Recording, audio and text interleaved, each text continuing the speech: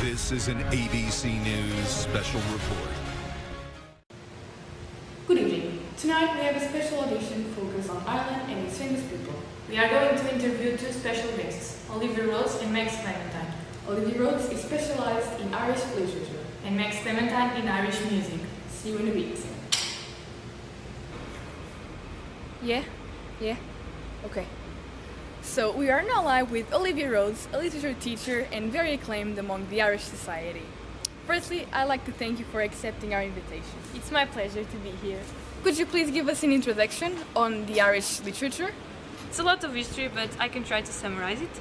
So, the English language was introduced to Ireland in the 13th century, but the Irish remained the dominant language. And at the 20th century, a new culture revived the Irish literary renaissance. And some of the most famous writers are James Joyce, Oscar Wilde, Samuel Beckett, and I would say Bram Stoker. And of them all, do you have a favorite one? Yes, certainly, Oscar Wilde. And what can you tell us about him and his work? Okay, so Oscar Wilde was born in 1854 in Dublin, but he had the British nationality since he spent most of his life in Britain. When he finished university, he moved to London, and in 1890 he wrote his only novel, The Picture of Dorian Gray. He then began writing plays, such as Lady Windermere Fan, A Woman of No Importance, An Ideal Husband, and The Importance of Being Earnest. In 1895, because of his homosexual acts with Lord Alfred Douglas, he went to prison. There, he wrote De Profundis, which is my personal favorite, a long letter to Alfred Douglas, in which he explains his life and the love he had for him, and The Ballad of Reading Gaol. He was released in 1897, and he moved to Paris, where he took the name Sebastian Melmoth. He died there, and is now buried at the Père Lachaise Cemetery. So what do you think that distinguishes Wilde from other authors? Oh, that's a tricky question. In my opinion, I just think that he was just such a good person, and he suffered a lot because he went to prison because of his homosexuality, and I believe that he was able to take all the pain and put it into his writings, and when I read the stuff he wrote, it just goes straight to my heart, and I believe that's a really important thing that not much writers can do, and yeah, I think that's it.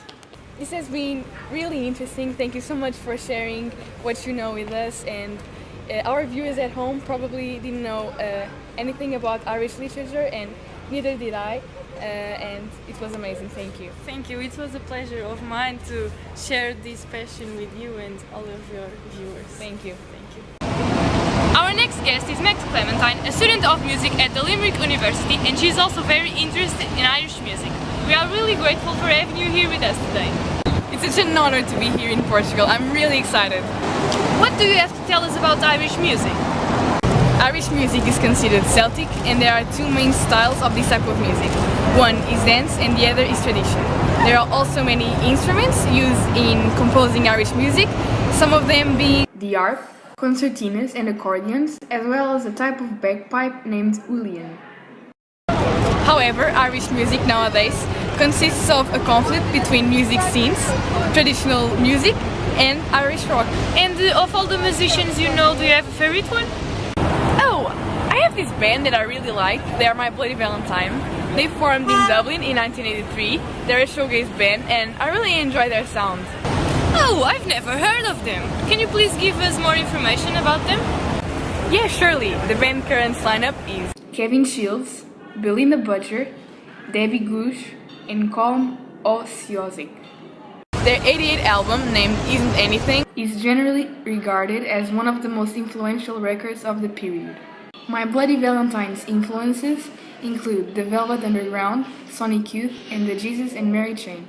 Kevin Shields has also named the Beach Boys and the Ramones as a personal influence.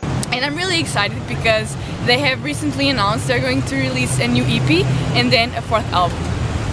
Oh, this was really captivating. I will listen to it for sure. But I can show you right now.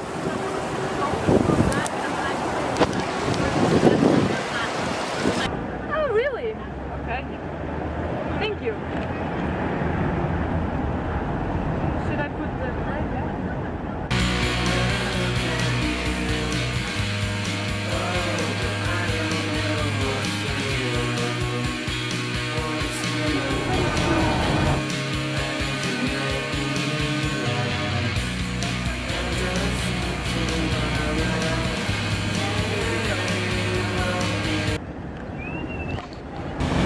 you dig it?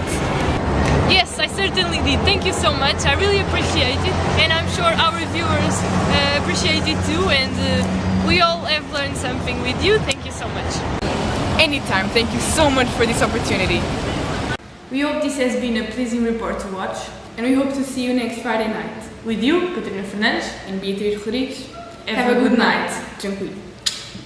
This has been a special report from ABC News.